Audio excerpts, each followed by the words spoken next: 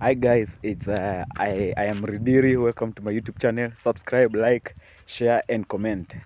Today leo nataka niwapigie story moja noma, story yenye iliniapenia huko high school.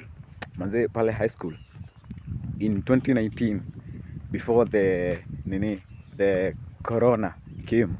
Manze nilikuanga pale nimetulia pale, nikaingia form 3 at 2020 hapo February. Sasa ndio corona ilikuja, so before February ikuje kulikuwa na reshuffling of classes pale in my previous school.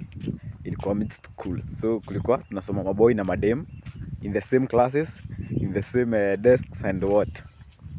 So pale kuna kadem tumelishuffle classes, so kwa ile dalo yenye nimeenda nimeona there is a beautiful lady here and I am interested, so nikaamua wacha niruke nayo. So the lady is like, yo, the lady gave me the green flags. Alikuwa anatumana, oh, enda usalimie Rindiri, enda usalimie Rindiri, enda usalimie Rindiri. So mimi nikaona like a man, wacha nijifikishe. So si nikajifikisha. Kuenda manze, dema kamwa tukue marafiki. So kukuwa marafiki, dema kaanza ku behave kama my girlfriend. So nikashindwa, lakini nikasema wacha tu ni flow nayo. So nika flow nayo for the longest time. Alafu tukaenda corona until January of 2021. Tukarudi from January 2021. She was so focused, alikuanga chopi mbaya, alikuwa na mtihani, alikuwa na pita mbaya. So January of 2021 nikaanza tena, nikarudi sasa like, oh, my girlfriend. Ndema alikuwa ni avoid 100%. Alikuwa hataki hata kuniona, ni kusoma tu. I remember even nilikuwa naenda kukaa karibu na yeye, ana shift to another place bila hata kuniongelesha. Nikienda tu akiniona hivi ana shift to another place. Manze nikaona sawa, lakini niliendelea tu kuforce. I forced for the next 1 year, 2021 hadi nilimaliza form 4 2022 March. Bro, I remember even that time of exams, hiyo yenye mnachangwa wa 3 weeks. Manze bado nilikuwa nakimbizana na huo dem. So mtihani tukafanya, tukaenda kijani. So mimi nikatulia, 2022 ikaisha. 2023 nasikia phone call. Ni nani? Kusikia ni ule dem. Ule dem akola, I miss you, I need you, sijui nini. Mimi na roho yangu ndogo, si nika fall in love. Nikaendelea kwa relationship.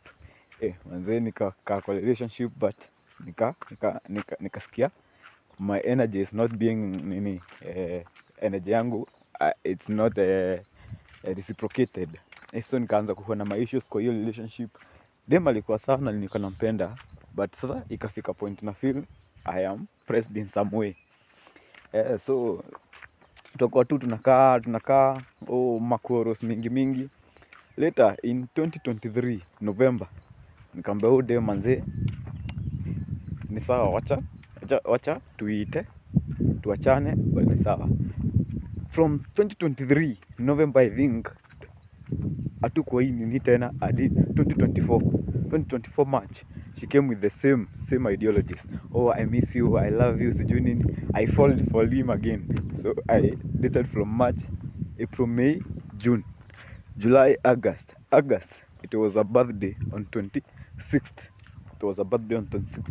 So mimi ni sikuanga na do, so nikaenda off for like 2 weeks kama sijamuongelesha, kama sijamcall. Lakini sasa it's like it offended him, akaanza kukuwa na makorus. Na as a person who likes his peace of mind and how I like my peace, manze nikaamua wacha tu nimalizane na huyu dem, wacha hii story ya huyu dem ishia hapo. And that's what I did. Nikamwambia it's been fine, it's been nice, wacha tu adios muchachos, wacha hii story tumalizie hapa. And that has been my story. Hii nasikianga kama ni simple excess. Wewe niambie venye utafeel hapo kwa comment section. Ina feeling ni I followed this girl from 2020, 2021, 2022 hadi 2022 March, and still nikaendelea kumfuatilia hapa nje bado after kumaliza shule.